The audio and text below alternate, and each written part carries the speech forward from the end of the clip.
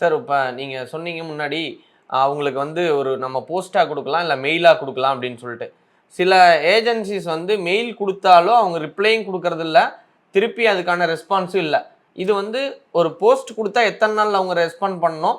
இல்ல ஒரு மெயில் குடுத்தா எத்தன நாள்ல ரெஸ்பாண்ட் பண்ணணும்? இல்ல பண்ணலைன்னா அது வழக்கா மாறுமா? இத தெரிஞ்சுக்கலாமா சார்? கண்டிப்பா 7 நாள்ல அவங்க வந்து பதில் சொல்லி தான் ஆகணும். ஒரு வாரத்தில. அவங்க பதில் சொல்லனா, கண்டிப்பா இத வந்து வழக்கா நம்ம மாத்தணும். ஆட்டோமேட்டிக்கா மாறாது. அப்படி மாறணும் அப்படின்னா, நீங்க கன்சியூமர் அஃபேர் டிபார்ட்மெண்ட்ல, அரசாங்கம் வச்சிருக்க அந்த டிபார்ட்மெண்ட்ல நீங்க புகார் குடுக்கணும். புகார் குடுத்தீங்கன்னா, அவங்க பேர்ல வந்து ஒரு சம்மன் அனுப்பி, இந்த மாரி பதில் சொல்லலையே, அதுக்கு ஏன் பதில் சொல்லல அப்படின்னு கேட்பாங்க. கேட்டு இந்த மாரி பிரச்சனைகள்லாம் வரும். அதே மாதிரி நீங்க வந்து இந்த மாரி நிறுவனங்கள்ல வந்து நீங்க ரைட் டூ இன்ஃபர்மேஷன் ஆக்ட்ல கூட பண்ணலாம். நான் இந்த மாரி ஒரு புகார் குடுத்தேன். அந்த புகாரின் பேர்ல நீங்க என்ன நடவடிக்கை எடுத்தீங்க? அப்படின்னு கேட்கலாம்.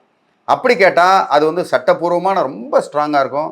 தாராளம் மக்கள் வந்து அவங்களுடைய ரைட்ஸ், அவங்களோட உரிமைகள வந்து தெரிஞ்சா போதும். தெரிஞ்சாலே ஆட்டோமேட்டிக்கா, ஆஹா இவருக்கு உரிமை தெரியுது. அதனால இவர வந்து நம்ம தட்டி கழிக்க முடியாது, ஏமாத்த முடியாதுன்ற எண்ணம் வந்து அவங்களுக்கு ஆட்டோமேட்டிக்கா வந்துரணும்.